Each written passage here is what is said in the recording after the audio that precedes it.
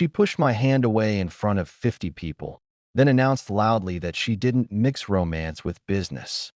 Everyone laughed at me. 5 minutes later, they weren't laughing anymore.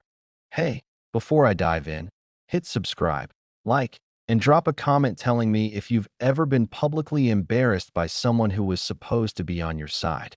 It helps the channel more than you know. I never imagined the night would end with me questioning my entire marriage. The hotel rooftop was glowing with warm light from hanging Edison bulbs, the kind of setup you'd see in those luxury event magazines. The New York skyline looked unreal, all glass and ambition. It was Melissa's promotion celebration, Senior Executive of Strategic Development at Parker & Rowe. Fancy title, fancier party. A live band, champagne fountains, a string quartet playing something pretentious, the whole 9 yards. I wasn't even on the guest list originally. Her assistant, a nervous kid named Chris, messaged me at the last minute. She said only internal staff, but I figured you'd want to surprise her. I drove across Manhattan in a pressed suit, holding a small velvet box in my pocket. Not a ring. We'd been married 12 years, but a bracelet. White gold, engraved with, for every climb, someone steadies the rope. Cheesy? Maybe, but true. Melissa spent the last decade climbing corporate ladders. I spent that same decade keeping our life from falling apart while she did it. Late grocery runs, canceled trips, quiet dinners eaten alone at 10 p.m. I defended her ambition to anyone who whispered that she worked too much. I believed in her. When I walked onto that rooftop, I spotted her immediately, tall, confident, wearing a deep emerald dress that made her look like the star of the night.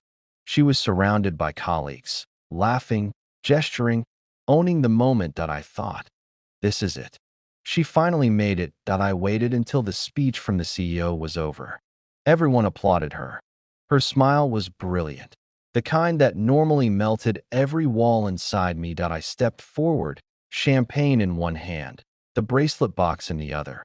Congrats, Mel. I'm proud of you, I said softly. She blinked, surprised to see me there. Ethan, what are you doing here? I laughed lightly. Your assistant invited me. I thought I'd, and right then, I leaned in for a kiss. Just a soft, normal, couple at a celebration moment.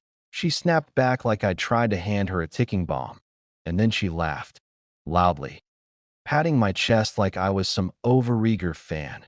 Oh, Ethan, not here, she said, voice pitched high enough for the group to hear. This is a professional event.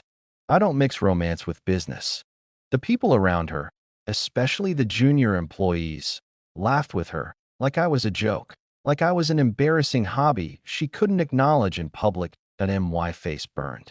My ears buzzed. One guy whispered, awkward, to the woman next to him. I didn't say anything. I just lowered the champagne flutes, hand trembling so hard I nearly dropped them.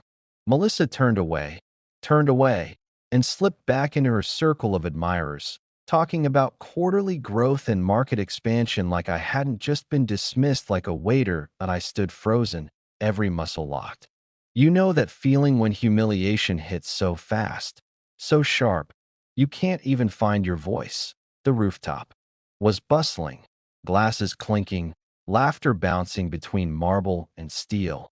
Yet all I could hear was my pulse pounding inside my head. I saw the bracelet box in my hand. Suddenly, it felt ridiculous. 12 years of sacrifices and late-night dinners alone, all summed up in a piece of jewelry she didn't even want me to give her in public. Melissa glanced back once, just to make sure the crowd was still looking at her, not me, then flashed that polished, corporate-approved smile, like I was nobody, like I didn't matter. And that was the moment something deep inside me slid into place. Cold, stilled but razor sharp. I wasn't angry. Anger is loud. This was silent. I slipped the bracelet box into my pocket and walked toward the bar, ignoring the murmurs and sympathetic looks from older executives who'd seen exactly what happened. One woman, maybe late 50s, put her hand lightly on my arm as I passed. You deserve better than that, she murmured. I didn't trust my voice enough to respond. I grabbed a fresh glass, took a slow sip, and watched Melissa hold court, laughing, flipping her hair, positioning herself for the next big leap up the ladder. She had no idea that she'd just made the biggest mistake of her life in yelling and seeing. But something in me shifted, and once something shifts, it never shifts back. I stood at the bar pretending to study the label on a bottle I'd never drank. The city stretched out below the rooftop like it didn't care that my marriage had just cracked open. I could hear Melissa's voice behind me, bright and polished, floating over the string quartet. I wondered when she became someone who needed to perform. Maybe I missed the moment. Maybe she always was that a guy in a navy suit slid up beside me. Short beard, expensive watch, the effortless confidence of someone who didn't have to earn it. Rough night? He asked quietly without looking at me. I forced a chuckle. Was it that obvious? He lifted his glass. The public rejection followed by nervous laughter kind of gives it away. Before I could respond, Melissa's voice cut across the rooftop. Ethan. Her tone wasn't warm. It was the sound of someone calling a dog that wandered into the wrong room. I turned. Melissa approached, hips swaying like she knew every eye was on her. Beside her walked a tall man in a tailored charcoal suit. She placed her hand lightly on his arm like they were a united front. Ethan, she said tightly. This is Tyler Benson, senior partner. Tyler extended his hand. His grip was firm, confident. Melissa's mentioned you. You work in logistics, right? Not my husband. Not the man who supported me through night school. Just a job label. I nodded. Yeah, logistics. Melissa gave a polite smile, the kind you offer a stranger blocking your view. We're actually discussing the upcoming acquisition. Could we talk later? She wasn't asking. She was dismissing. Again, Tyler seemed to sense it.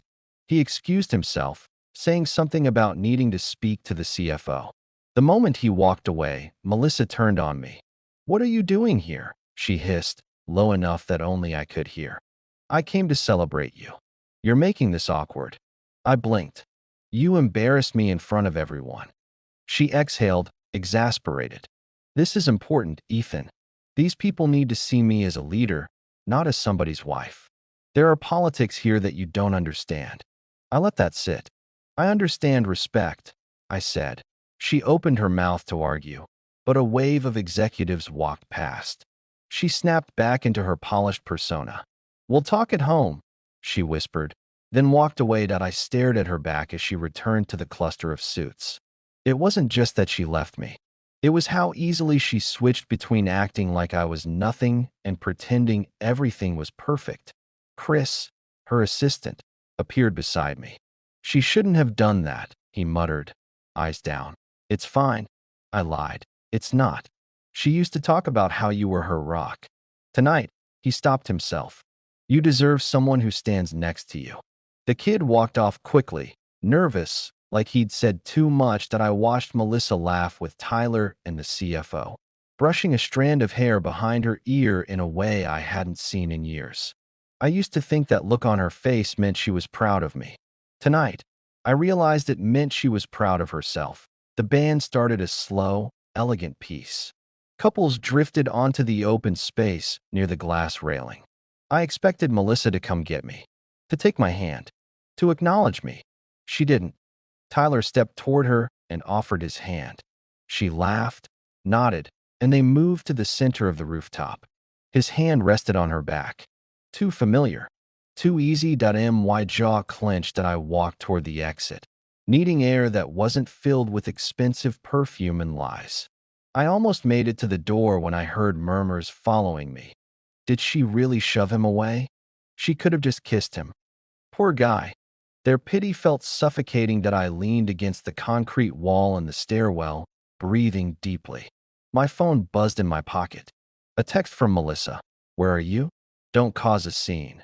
The words hit harder than the cold air. Don't cause a scene. That's what I was to her now. A potential embarrassment. I typed back. I'm stepping outside. Her reply came instantly. Please don't make this about you. My thumb hovered over the screen, disbelief turning into something sharper. Then another message popped up. We'll talk later. Just don't ruin this. Don't ruin this. The woman I stayed up with while she cried over failed interviews was telling me not to ruin her night, that I dropped the phone into my pocket and pushed open the heavy rooftop door. The cold wind slapped my face, grounding me. The city noise below sounded honest. Horns, sirens, people living real lives. Not carefully curated ones. From outside the glass, I could still see Melissa. She was laughing again, her hand brushing Tyler's arm as he leaned in to say something. She looked alive, present, engaged. She hadn't looked like that with me in years that I watched them for a long time. Long enough that I started to feel stupid. Long enough that I started to feel something harder than humiliation forming inside me. Not anger. This was clarity. She didn't embarrass me by accident. She erased me on purpose. And for the first time in 12 years, I didn't try to explain myself. I didn't walk back inside and pretend everything was fine. I stood there, silently, feeling something unfamiliar rise inside me that a decision forming. But I wasn't ready to act on it. Not yet. Not until the right moment. When I finally opened the rooftop door again, I didn't walk toward Melissa, that I walked toward the microphone. The microphone felt heavier than it should have, like it contained the weight of every year I spent standing quietly behind someone else's spotlight. The band shifted uncertainly when I approached, but the lead violinist gave me a tiny nod, as if he knew exactly what kind of moment this was. I didn't tap the mic. I didn't make a toast-wide clearing of the throat. I just spoke. "Excuse me," I said, voice steady. Conversation softened, then faded. Within seconds, 50 sets of eyes turned toward me. Melissa spun around mid-laugh, surprise etched across her face. "First," I began, looking out over the crowd, "congratulations to Melissa. She worked unbelievably hard to get here. I respect that."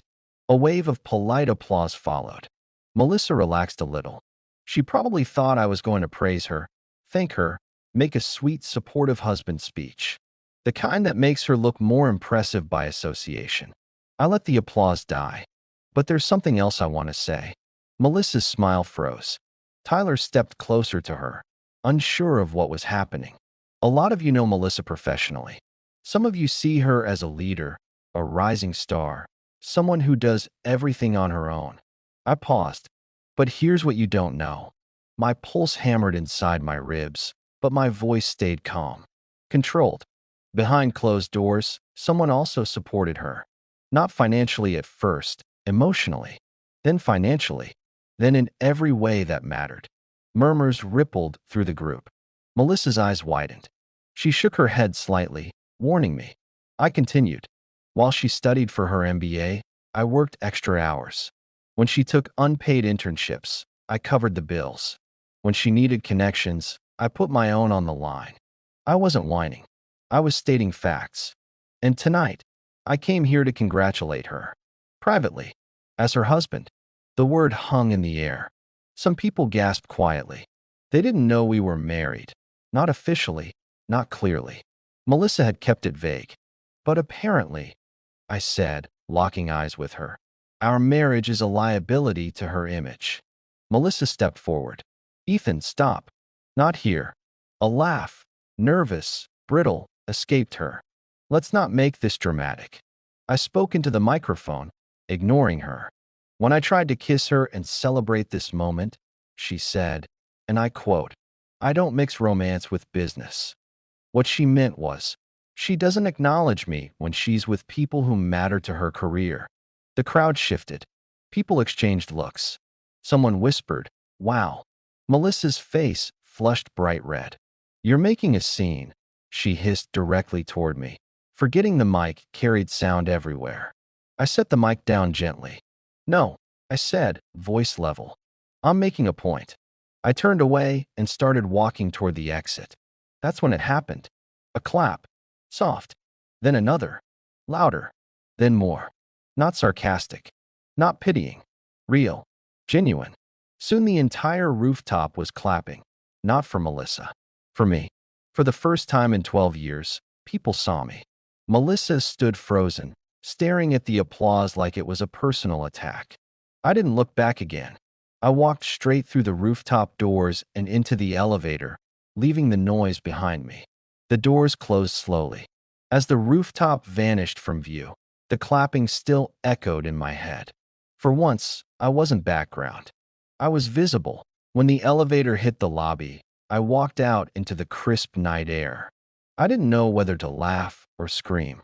Adrenaline shook my hands. My phone buzzed, Melissa's name flashing across the screen. I let it ring. Then again, and again. I didn't pick up. I didn't know her a rescue from the consequences she created. The valet brought my car around. Before I got in, the hotel doors burst open and Melissa rushed toward me. "What the hell was that?" she snapped, heels clicking angrily on the concrete. "You humiliated me." I opened the car door calm. "I just told the truth. In front of my entire team," she yelled. "Do you have any idea how that makes me look? You should have thought of that before treating me like I was invisible." She blinked like she was processing a foreign language. "You're overreacting." There it was. The classic line used by people who don't want to face the consequences of their actions. I looked her in the eyes. "Melissa, you erased me. I simply let people know I existed." Her voice cracked with rage. "Get in the car. Now." That tone used to make me fold. It used to flip a switch inside me that said, "Keep the peace." "Not tonight." "No," I said. Her mouth dropped open like she'd never heard the word directed at her. "I'm driving home alone. I need space." I sat down, closed the door, and pulled away from the curb. In the rearview mirror, I saw her still standing on the sidewalk, arms wrapped around herself, furious and suddenly very, very small. The drive home was quiet, except for the rhythmic hum of tires on asphalt. When I walked into the house, everything looked the same. The framed photos, the muted colors she liked, the sterile order, but something inside me had shifted. I wasn't sure what came next. I only knew one thing with absolute clarity. I wasn't going back to being invisible. Melissa came home late the next evening. I was sitting at the kitchen table paying bills, something I'd done so many nights while she lived in conference rooms and airports. She walked in wearing the same emerald dress from the party, crumpled now, mascara slightly smudged, shoes in her hand like she'd walked several blocks. I didn't look up. She stood there, silent, waiting for me to break. I didn't. Finally, she spoke. "You didn't answer any of my calls." I didn't have anything to say. I replied, still focused on the stack of invoices. She set her shoes down, irritated. "You blindsided me." "No," I said. "You blindsided me." I reacted. She paced the kitchen, the sound of her steps uneven. "Do you realize how unprofessional that was?" I let out a low breath. "Do you realize how humiliating your behavior was?" She stopped, hands gripping the edge of the island. I had to spend half the night doing damage control. People were asking questions. "They think we're—" She stopped herself. I finished the sentence. "They think we're married?" She flinched. And that was the truth. She had built her corporate persona around being single, independent, unattached. I had become a liability. I stood, walked to the sink, and rinsed my coffee mug. Slow. Calm. "You didn't want them to know you have a husband?" "It's not that." She snapped too quickly. Then her tone softened. "It's complicated." "No, I thought it's simple. You can't have a cheering audience and a marriage you don't acknowledge." She rubbed her temples. "We just need to talk to someone. A counselor. Someone neutral." "Neutral," I repeated. "You need someone to tell you that I'm overreacting so you don't have to face what you did." Her eyes flashed. I apologized. "No," I said. "You explained.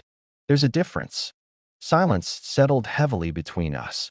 She walked closer, choosing a softer tone. "Ethan, I'm under a lot of pressure. They're watching me, judging everything I do. I can't afford to look weak."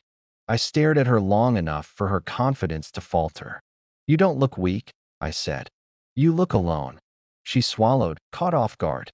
She didn't reply. For the next few days, our house became a negotiation battlefield disguised as polite conversation. She tried new tactics daily. One morning, she woke early and cooked breakfast, a rarity so shocking I checked if something was burning. She slid a plate of pancakes in front of me. "I thought we could start fresh," she said. "I don't want pancakes to be an apology." I replied. The next day, she left sticky notes on the bathroom mirror. You matter. I appreciate you. Thank you for believing in me. The handwriting looked rehearsed. On day 3, she suggested a romantic weekend getaway. I found a cabin upstate. No phones. Just us. What would we do? I asked. You'd pretend we're fine, and I'd pretend to believe you? The look on her face told me she finally understood I wasn't bending this time. That evening, the truth slipped. She was on the phone with someone. I only caught fragments. He embarrassed me. No, I didn't tell them I was married. Why would I? I stood in the hallway, unseen, listening. You don't get it, she continued. People think a woman only gets ahead because a man helps her. I need them to see me as self-made. A pause. Then, if people know I have a husband, they'll assume he's pulling the strings. I stepped into the room. She froze. The call ended abruptly. Her face was pale. How much did you hear? Enough. She tried to speak, but emotion clogged her voice. I was trying to protect my reputation. And I was trying to protect our marriage, I replied. Looks like we both failed. She sat down slowly like her legs stopped cooperating. Ethan, I don't want to lose you. You're not afraid of losing me, I said. You're afraid of losing control. She covered her face with her hands. I know I've been focused on work. I know I've taken you for granted. But that doesn't mean I don't want us. I leaned against the doorway. You want the version of us that doesn't interfere with your image. She finally met my eyes. There was fear there, not the anxious, superficial fear of embarrassment, but something deeper. Tell me what you want, she whispered. I didn't answer immediately. I walked past her and opened the drawer where we kept important documents: birth certificates, car title, tax forms. Buried under folders was the little velvet bracelet box I'd planned to give her at the party. I placed it on the table between us, unopened. I wanted to be part of your life, I said. Not a prop you hide until the lights are off. Her eyes flicked to the box. What is that? Something I bought before I realized you didn't want anything from me that someone else might see. She reached to open it. I closed the lid with my hand. It doesn't matter anymore. She tensed. So that's it. You're done. No, I said quietly. I'm awake. She stood there, staring at the box like it held her future. I walked down the hallway and closed the bedroom door behind me. For the first time in years, I slept without wondering what I needed to do to be enough. What I didn't know was that the next morning would flip everything again, just not in the way she expected. Morning light cut through the blinds when my phone buzzed. A number I didn't recognize. I considered ignoring it, but something urged me to answer. This is Ethan. A hesitant voice replied. Hi, my name is Olivia. I work with Melissa. I sat up. Okay. Olivia lowered her voice. I thought you should know. People at the office are talking. Not about the party. About her. I stayed silent. Everyone knew she kept her personal life hidden, but they didn't know she hid you. She spent months saying she was basically single. Independent. No attachments. I felt something cold settle in my chest. Olivia continued, but after last night, people started asking questions. And Tyler, he was angry. He thinks Melissa lied to leadership to get ahead. I didn't mean to cause trouble, I said quietly. You didn't cause it, Olivia replied. She built her image on pretending you didn't exist. Before hanging up, she added, for what it's worth, everyone saw what you did. And no one blames you. I ended the call and sat there, letting the words sink in. Melissa had lied to me, to them, to herself.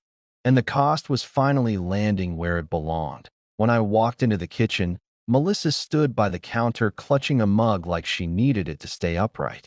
Can we talk? She asked. We've been talking, I replied. She shook her head. No, I need to explain something. She took a breath. Months ago, I started applying for executive-level positions. One company, Parker & Rowe, had a policy against promoting employees who had potential distractions. They never said it, but everyone knew that meant spouses, kids, obligations. She looked at me, desperation creeping into her expression. So I stopped mentioning you. I stared at her. You erased me to get promoted.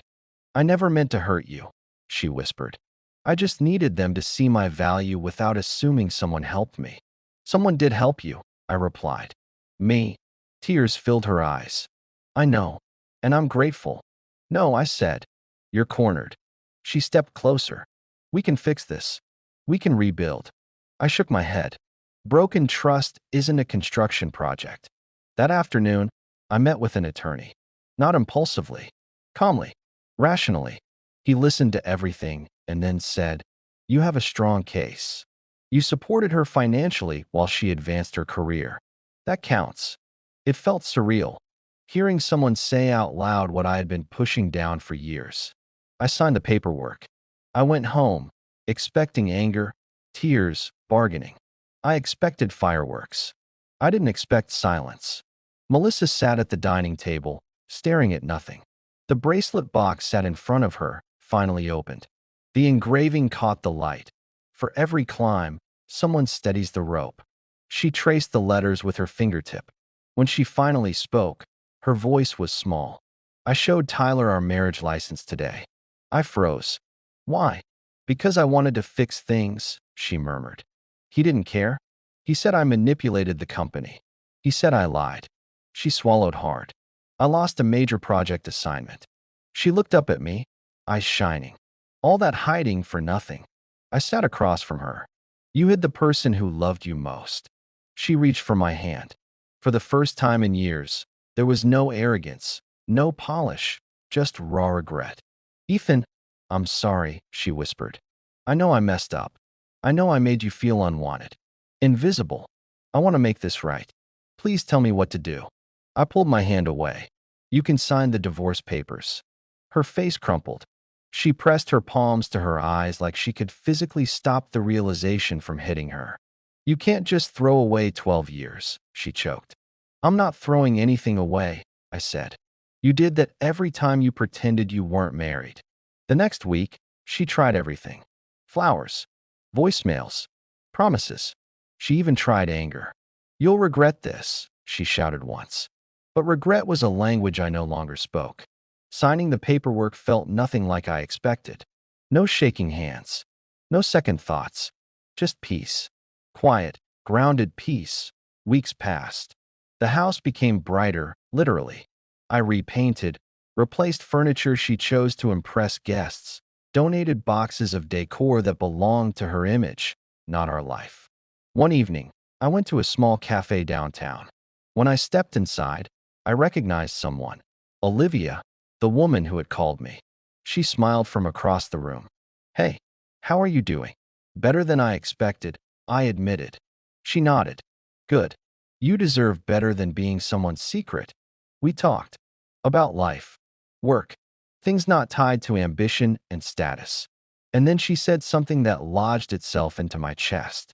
You didn't lose her, she said gently. You let yourself be found. A month later, Melissa emailed me. Not blaming. Not begging. Just one sentence. I finally understand what I threw away. I didn't reply. Some chapters don't need an epilogue. Healing happened quietly. Morning coffee without tension. Choosing plans without consulting someone else's agenda. Being visible in my own life. My world felt lighter. Brighter. Real. People ask if I regret speaking into that microphone. I don't. That moment wasn't about revenge. It was about truth. About finally standing where I belonged. In the open, not in the shadows behind someone else's reputation.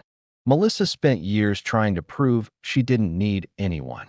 In the end, she got exactly what she asked for. Independence. Alone. And I learned something too. Silence protects other people. Truth protects you. If you made it to the end, hit like, subscribe, and leave a comment. Tell me, have you ever been invisible in your own relationship? I read every comment.